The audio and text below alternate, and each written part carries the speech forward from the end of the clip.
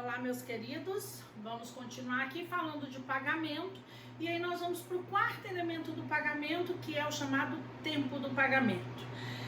O que nós trabalhamos quando nós falamos de tempo do pagamento? Tempo do pagamento é o momento em que o pagamento se torna exigível. Então é o momento em que o credor tem direito a exigir o pagamento. Qual é a regra que o legislador estabelece? Ninguém é obrigado a pagar fora do tempo do pagamento. Credor não é obrigado a receber antes do vencimento, devedor não é obrigado a pagar antes do vencimento. E falar de tempo do pagamento, em regra, é falar do vencimento da obrigação. Aí a gente pensa, o devedor não pagar antes do vencimento, tudo bem. Mas, poxa, professor, o credor não querer receber antes do vencimento? Lembre-se que o objeto do pagamento não é só quantia em dinheiro. Então, imaginem vocês, eu devo ao meu credor 100 cabeças de gado. Na data de vencimento, eu vou entregar 100 cabeças de gado. Às vezes, meu credor ainda não está com o pasto organizado, o estábulo dele está em reforma. Então, às vezes, ele não tem condições de receber o gado naquele momento. Então, falar de tempo do pagamento é dizer que o pagamento é exigível e ele é exigível no vencimento. Então, é dizer o seguinte, credor, você não é obrigado a receber antes do vencimento e talvez para ele não seja viável receber antes do vencimento. Mas quando nós estamos falando de tempo do pagamento, nós vamos dividir as obrigações em duas espécies. Então, nós vamos dizer que nós temos as obrigações a termo e nós vamos dizer que nós temos as chamadas obrigações puras. Então, vamos entender isso. Nós temos uma regra e uma exceção. Quando é que eu tenho obrigações a termo? E essa é a regra. Eu falo de obrigações a termo são aquelas que possuem data de vencimento estipulada no contrato. É a regra do negócio jurídico. Via de regra, quando você firma um contrato, você estabelece a data de vencimento dessa obrigação. Isso é uma obrigação a termo. As obrigações a termo, elas são exigíveis em que momento? Elas são exigíveis no vencimento. Por isso, a termo. Por isso que nós falamos, e elas são a regra. Elas são a regra por quê? Porque, via de regra, quando a gente fala de vencimento, de pagamento numa obrigação, a gente está falando que o pagamento se dará no vencimento. Então, se eu falo que eu tenho um contrato de financiamento com a Caixa Econômica de um imóvel por 30 anos, ela é uma obrigação a termo, porque eu vou pagar a prestação todo dia 1º de cada mês. Se eu vendi meu carro hoje e fiquei de entregá-lo daqui uma semana, ela é uma obrigação a termo, porque tem vencimento daqui uma semana. Então, toda vez que a obrigação tiver vencimento, ela é exigível no vencimento, isso é dizer que ela é uma obrigação a termo. Mas, ao contrário, nós temos as obrigações puras. E o que são obrigações puras? São aquelas que não possuem vencimento estipulado no contrato. Menos comum, né? Mas existe. Então, por exemplo, a Dona Maria vira e fala assim, Dona Maria estava passando uma dificuldade financeira muito grande, está lá com desempregada, sem perspectiva, né, de arrumar um emprego, recém-divorciada do marido, apesar do ex-marido estar pagando alimentos aos filhos, não é suficiente, né, para arcar com todas as despesas da casa, ela tem que ter a contrapartida dela. Então, Dona Maria está numa situação muito delicada.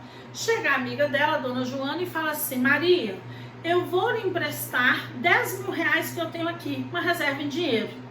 A Dona Maria, não, Joana, não tem como receber, estou bem apertada, estou sem condições, estou sem perspectiva no mercado de trabalho. A Joana fala assim, Maria, pega os 10 mil reais, depois a gente resolve isso. Observe, elas firmaram um contrato de mútuo, é um empréstimo de dinheiro.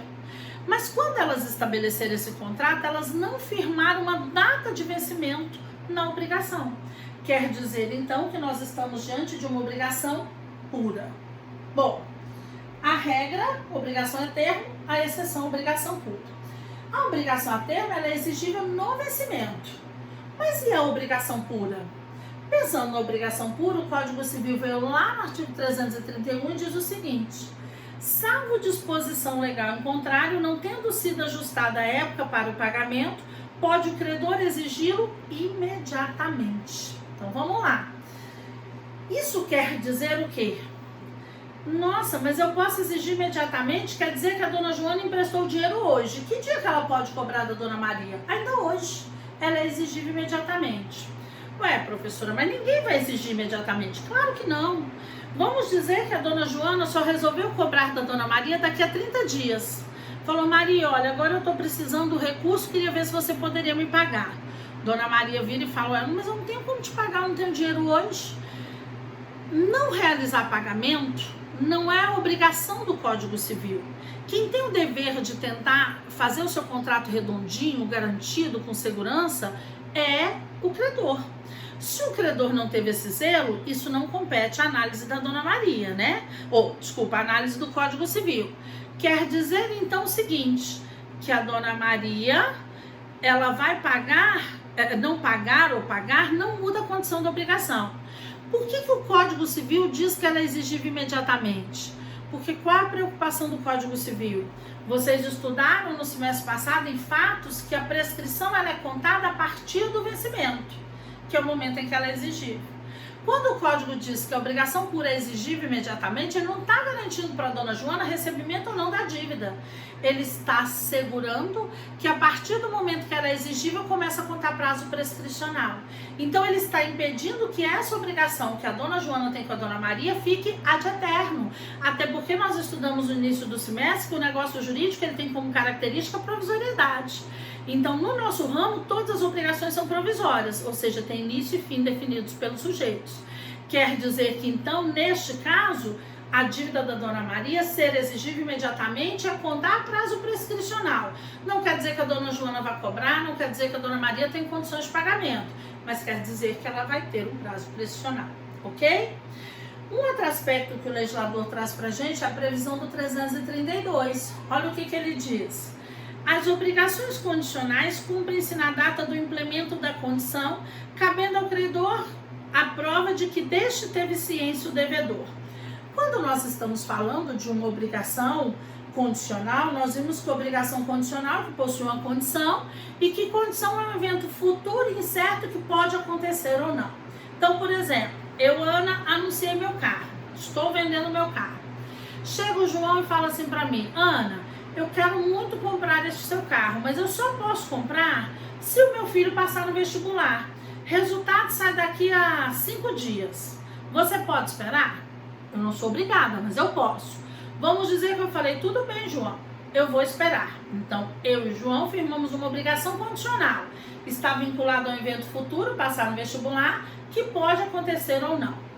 A questão é, nesta obrigação condicional, vamos dizer que o resultado do vestibular, vou pôr uma data aleatória, sairia, por exemplo, no dia 25 do mês 3. Essa é a data de resultado do vestibular. Saiu o resultado, o menino foi aprovado. Se o menino foi aprovado, houve implemento da condição. Então, o Código Civil está dizendo as obrigações condicionais cumprem-se com o implemento da condição, que se deu no dia 25 do 3. A questão é, mas dia 25 do 3 não houve entrega do carro. Será que no dia 26 do 3 posso afirmar que eu, Ana, que vendi meu carro e não entreguei no dia 25, estou imóvel? Segundo o Código Civil, não. Olha o que ele fala na segunda parte do artigo. Cabendo ao credor dar ciência ao devedor do implemento da condição. Então, o João tem que me informar que o filho dele passou no vestibular para que eu entregue o carro. Se eu não fui informada, não há que se falar em mora, ainda que a obrigação não tenha sido cumprida no vencimento. Então, o vencimento aqui fica vinculado à informação de implemento da condição, ok? Bom, tirando então as obrigações puras e as obrigações condicionais, o que é que nós vamos afirmar então? Nós vamos estar na regra que são as obrigações a termo. E aí nós vamos afirmar que toda obrigação, todo pagamento será exigível no vencimento. Essa é uma regra até então absoluta. Mas aí o Código Civil, ele traz pra gente a exceção a essa regra, que é a possibilidade de cobrança da dívida antes do vencimento. Eu só posso cobrar a dívida antes do vencimento nas hipóteses do artigo 333. O que quer dizer que nós temos aí um rol de hipóteses que é números clausus, ele é taxativo. Só se admite cobrar a dívida antes do vencimento nas hipóteses do artigo 333. Em nenhuma outra hipótese cobra-se a dívida antes do vencimento, porque nós estamos, naquele raciocínio. O credor não é obrigado a receber antes do vencimento, nem o devedor é obrigado a pagar antes do vencimento, exceto no artigo 333. E aí vamos lá para ver quais são essas hipóteses. Ele vem e fala o seguinte: ao credor assistirá ao direito de cobrar a dívida antes de vencido o prazo estipulado no contrato ou marcado neste código. Inciso 1. No caso de falência do devedor ou de concurso de credores. Eu queria que vocês puxassem uma setinha aí no artigo de vocês, no Código Civil de vocês, e colocassem, onde se lê falência, coloquem também insolvência. A falência e a insolvência, elas pertencem ao mesmo gênero, que é o que o código usa no artigo, ao gênero falência. Então, quando ele está falando aqui no inciso 1 de falência, ele está inserindo a falência, propriamente dito, e a insolvência. E aí vamos entender isso. Vamos imaginar aqui a seguinte situação. Eu tenho aqui o João, credor da Maria, numa dívida em que a Maria deve ao João a quantia de 100 mil reais. Dívida essa com vencimento para daqui a 6 meses. Vejam, é uma obrigação a termo, ela tem vencimento na data X daqui a 6 meses. Quer dizer que ela só é exigível daqui a 6 meses. O credor não pode exigir antes, a devedora não é obrigada a pagar antes. Está aqui a obrigação. Nesse íntere de 6 meses, eu tenho aqui uma outra situação. O Carlos, terceiro essa relação, ele é credor da Maria. A nossa Maria, que é devedora aqui, ela é credora aqui. A Maria aqui, ela deve ao Carlos a quantia X, numa dívida vencida e não paga, onde o Carlos propôs a ação de execução. Maria foi citada para pagar ou nomear bens a penhora, não pagou, não nomeou bens a penhora, não está nem aí com a dívida dela. O juiz voltou o processo para o Carlos e falou: Carlos, indique bens da Maria passíveis de penhora. No que o Carlos foi diligenciar, ele tomou conhecimento de que a Maria já tem vários processos de execução, já não tem pago as suas dívidas, ainda tenha patrimônio. O que o Carlos fez? Juntou esse conjunto de provas, entrou aqui no processo de execução e falou assim: Excelência, eu gostaria que o senhor declarasse a insolvência da Maria. O juiz, claro, vai ter que se convencer, vamos dizer que ele se convenceu, e, portanto, ele declarou a insolvência da Maria. Com a insolvência da Maria, o que o juiz vai fazer? Ele vai arrecadar o patrimônio que a Maria tem até esse momento e ele vai, portanto, proceder à abertura de concurso de credores. Quer dizer que ele vai chamar os vários credores da Maria para se habilitarem aqui nesse processo. Então, o D, o E, o F, o G, os vários credores da Maria. Por que ele vai abrir um concurso de credores? Porque o patrimônio da Maria não é suficiente para pagar todas as dívidas dela. Então, o juiz vai verificar quem é que tem preferência dentre eles a receber esse patrimônio que ainda existe. Bom, quando o juiz procede à abertura de concurso de credores, ele vai analisar essa fila. Fato é que isso aqui está acontecendo hoje. Hoje, todos esses credores não irão receber. Se hoje todos esses credores não irão receber, daqui a 6 meses, provavelmente o João não irá receber nada.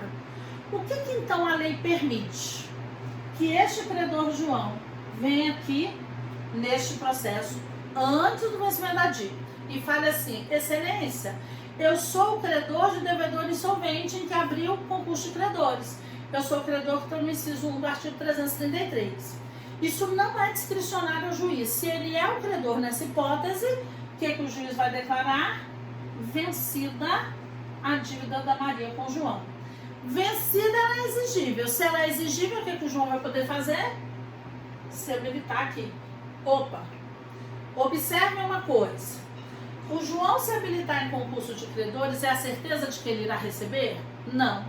E o Código Civil não tem o condão de oferecer essa certeza. Qual é a intenção do Código Civil? é que, permitida a declaração de vencimento antecipado, de cobrança da dívida antes do vencimento, pelo menos assim o João tem condições de concorrer em concurso de credores. Porque se assim não for, nem concorrer ele vai concorrer, ok? A outra hipótese do inciso 1 é de concurso de credores. Vamos dizer que, por exemplo, o João tem esse crédito aqui de 100 mil reais com a Maria. A Maria tem patrimônio, não está insolvente, nada disso. Mas às vezes a Maria tem um prédiozinho comercial, que é um prédio de interesse do João. O João quer montar, sei lá, abrir um pet shop. E aí ele viu que a Maria tem um prédiozinho num bom local comercial, onde não tem pet shops, e que para ele seria muito viável. Mas ele descobriu que este imóvel da Maria está sendo disputado pelo Carlos, que é um terceiro, que a Maria tem uma dívida com ele, ele quer esse imóvel. O que a lei permite? Que o João possa ir lá no processo, lá na justiça, requerer a declaração de vencimento antecipado para que ele discuta, para que ele venha concorrer em igualdade com o Carlos sobre este imóvel. Isso não gera prejuízo para a Maria, porque a Maria de qualquer maneira terá que pagar os 100 mil reais para o João. É só uma concorrência entre ele e o Carlos. Se ele ganhar essa concorrência, esse concurso de credores, o imóvel fica lá disponibilizado ao João para recebimento. Então é só discutir um bem específico para recebimento, ok? Aí nós vamos para a hipótese do inciso 2, que fala o seguinte: se os bens hipotecados ou empenhados forem penhorados em execução por outro credor. Bom, vamos só fazer uma distinção aqui que o Código Civil está falando para gente. Se os bens hipotecados, então ele está se referindo à hipoteca. O que é a hipoteca? Hipoteca é uma garantia de dívida que tem por base um bem imóvel. Então, toda vez que eu dou um imóvel em garantia, eu firmei, portanto, uma hipoteca. Então, aqui, se a Maria firmou esse contrato com o João e falou assim: João, eu quero 100 mil reais emprestado. O João falou: Maria, mas eu te empresto, mas eu preciso de uma garantia. Se ela der um imóvel como garantia, isso aqui é um crédito hipotecário. Ele tem hipoteca, um imóvel como garantia. Só que ele fala se os bens hipotecados ou empenhados. Quando ele fala de bens empenhados, ele está se referindo ao penhor. O que é o penhor? Penhor é uma garantia de dívida que tem por base um bem móvel. Então, se ali, no lugar do imóvel, o João desse, a Maria desse como garantia um carro, seria um penhor e não uma hipoteca. É muito comum a gente ouvir a pessoa falando assim: penhorei minhas joias lá na Caixa Econômica. Não penhorei. Primeiro que eu não penhoro. Penhora é a ordem judicial que gera restrição de direito de propriedade. Tem que ser ordem judicial. E segundo, que quando eu dei minhas joias, fui lá na Caixa Econômica, falei: Caixa Econômica, eu preciso de um dinheiro. Eu levei minhas joias, a Caixa vai avaliar a qualidade do ouro, das pedras e tal, vai falar: Ana, eu posso te emprestar 10 mil reais. Quando ela me empresta os 10 mil reais, eu deixo as minhas joias em garantia. Quer dizer que eu empenhei as minhas joias, por isso penhor, tá? Isso tudo é diferente, que o artigo está falando, da penhora. O que é penhora? Penhora é ordem judicial que gera restrição de direito de propriedade. O bem penhorado, ele tem uma restrição.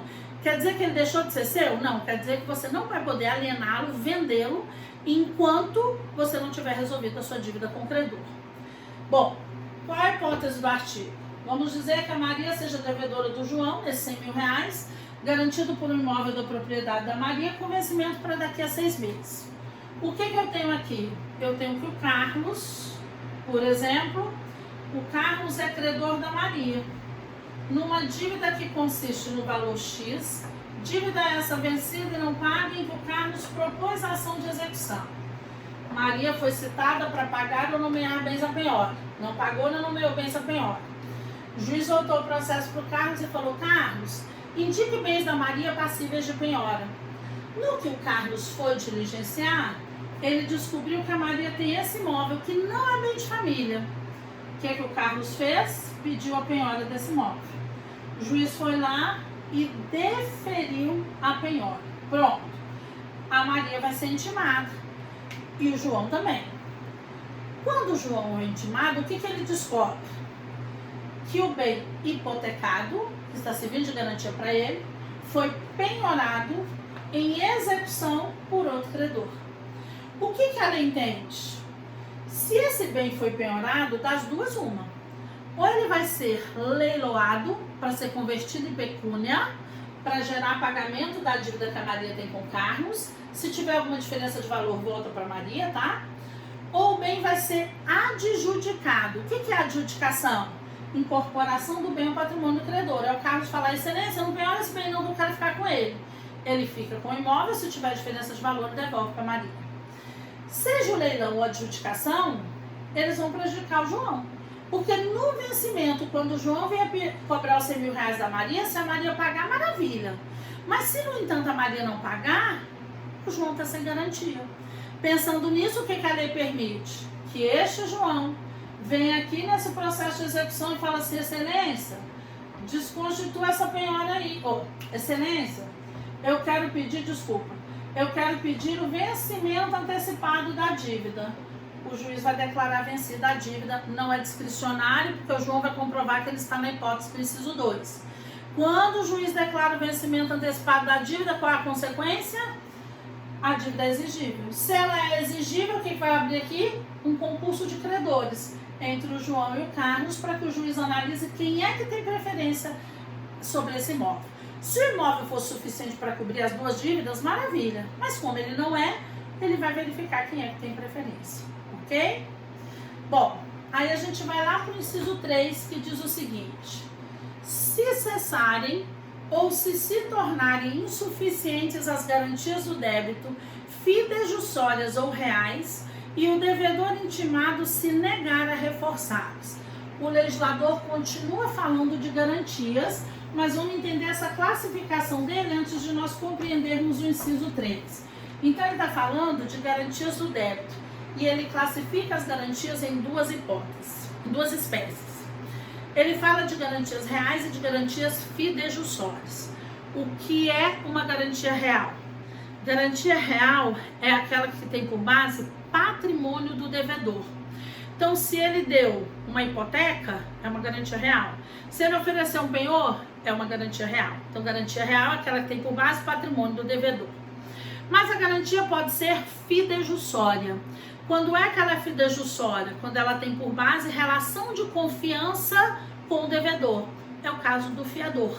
Fiador é a típica garantia fidejussória. Bom, quando nós estamos falando dessas garantias, aí vamos pensar o seguinte.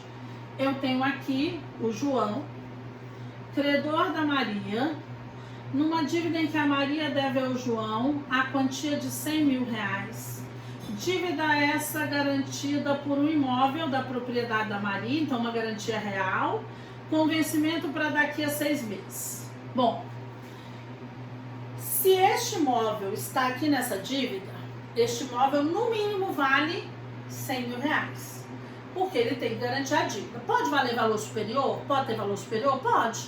Mas no mínimo ele vale 100 mil reais. Vamos considerar esta hipótese de que esse imóvel vale 100 mil reais. Mas essa dívida só tem vencimento para daqui a 6 meses. Vamos dizer que nesse íntere de 6 meses, esse imóvel sofreu uma desvalorização no valor de mercado. Está numa área de incidência de violência muito grande. Então hoje, por exemplo, o imóvel vale 90 mil reais. O que quer dizer que a garantia se tornou insuficiente para pagamento da dívida. O que a lei permite? Que o João, que é o credor, possa vir aqui, e olha o que a lei fala aqui, ó, o devedor intimado. Então quer dizer que o credor vai poder intimar o devedor, quer dizer, vai notificar o devedor. Falar, devedora Maria, a garantia se tornou insuficiente. Reforça essa garantia, ou seja, me apresente um outro bem que supra essa diferença de 10 mil reais. Se a Maria intimada reforçar a garantia, tudo tranquilo. Se, no entanto, a Maria não reforçou a garantia, porque você vai falar, eu tenho uma moto também. Pronto, vai esperar o vencimento. Se, no entanto, ela não fez isso, o que o João pode fazer? Vai lá na justiça. Entra lá, é um simples requerimento que ele vai fazer ao juiz e vai falar, excelência, eu estou na hipótese do inciso 3 do artigo 333. Eu sou o credor que intimei o devedor para reforçar a garantia e o devedor não fez. Qual a consequência? Não é discricionário, o juiz vai declarar vencida a dívida. Vencida ela é exigível, quer dizer que o João vai cobrar da Maria os 100 mil reais. Se a Maria pagar os 100 mil reais, tudo garantido, tudo bem. Mas se a Maria não pagar os 100 mil reais, o João vai exigir o imóvel, que é a garantia. Mas, professor, o imóvel hoje não supre toda a dívida, ele só vale 90 mil reais. É exatamente essa visão do código. Não vamos esperar que piore a situação do credor. Pelo menos aqui ele tem 90 mil reais com o vencimento antecipado da dívida. Se ele for esperar o vencimento, pode ser que esse imóvel venha valer muito menos.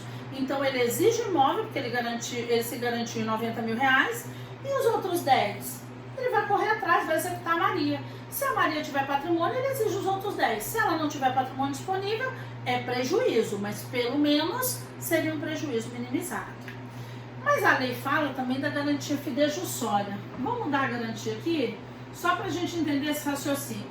Maria continua devendo 100 mil reais ao João numa dívida que está garantida por um fiador, uma garantia fidejussória.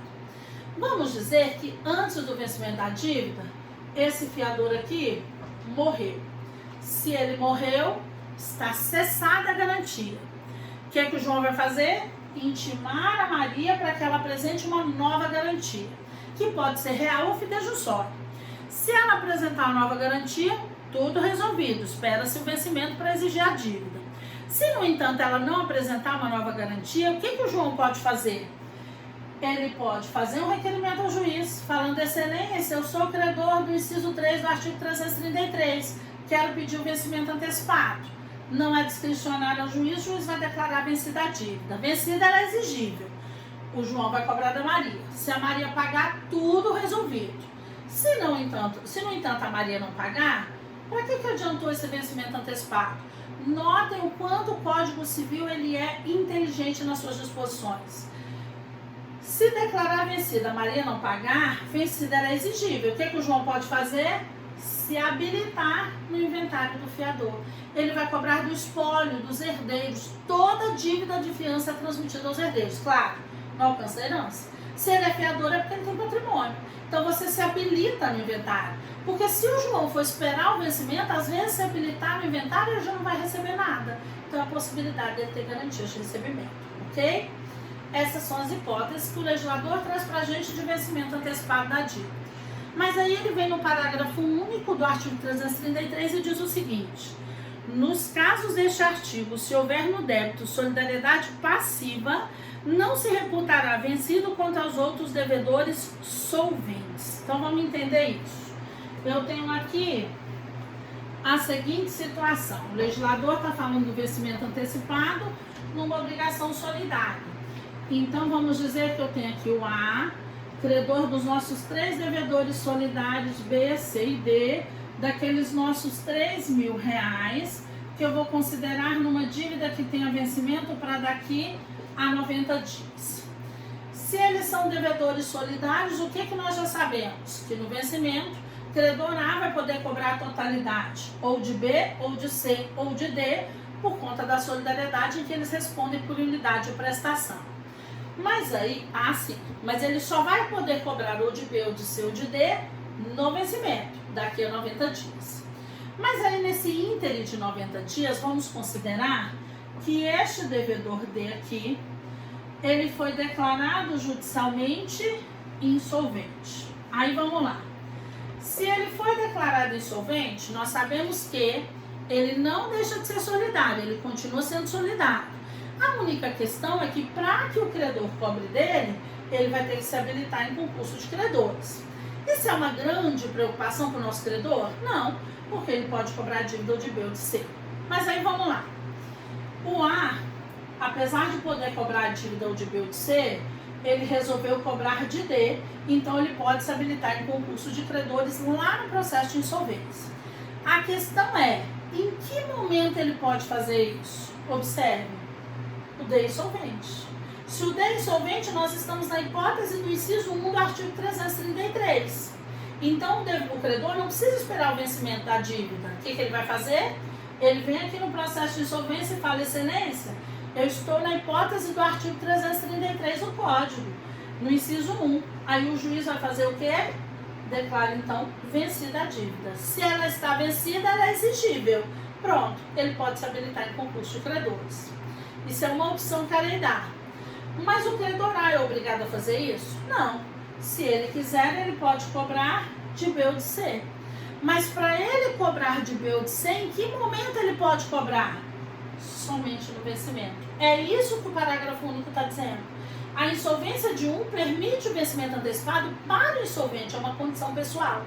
Isso não alcança os demais. B e C só poderão ser cobrados no vencimento, daqui a 90 dias. Ok? Bom, isso é o que a gente tinha que falar de pagamento, né? Fechamos os 4 elementos do pagamento: sujeitos, objeto, lugar e tempo do pagamento. E é o que eu tinha para trazer para vocês acerca desse conteúdo, tá bom? Muito obrigada, um grande abraço para vocês. Saudade de todos, tá? Beijo grande.